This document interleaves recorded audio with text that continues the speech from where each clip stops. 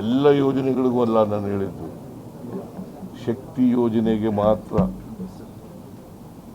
ಮಾದೇವಪ್ಪ ಈಗ ಇವ್ರ ಹೆಂಡ್ತಿನೂ ಹೋಗ್ಬೋದು, ನನ್ನ ಹೆಂಡ್ತಿನೂ ಹೋಗ್ಬೋದು, ಇವ್ರ ಹೆಂಡ್ತಿನೂ ಹೋಗ್ಬೋದು, SR ಪಾಟೀಲ್ ಹೆಂಡ್ತಿನೂ ಹೋಗ್ಬೋದು, ಎಲ್ಲರೂ ಹೋಗ್ಬೋದು. ಇಲ್ಲ ಹೆಣ್ಮಕ್ಳು ಏನ್ರಮ್ಮ,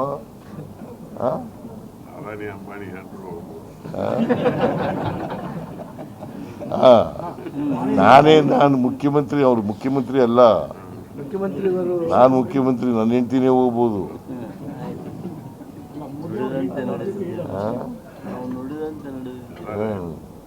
ನುಡಿದಂತೆ ನಡೆದಿದ್ದೀವಿ ನಾವು.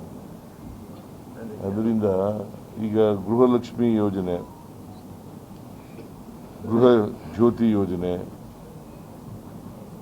ಅನ್ನಭಾಗ್ಯ ಯೋಜನೆ, ಯುವ ನಿಧಿ ಯೋಜನೆ ಇವೆಲ್ಲ ಜಾರಿ ಮಾಡಿಲ್ವಾ?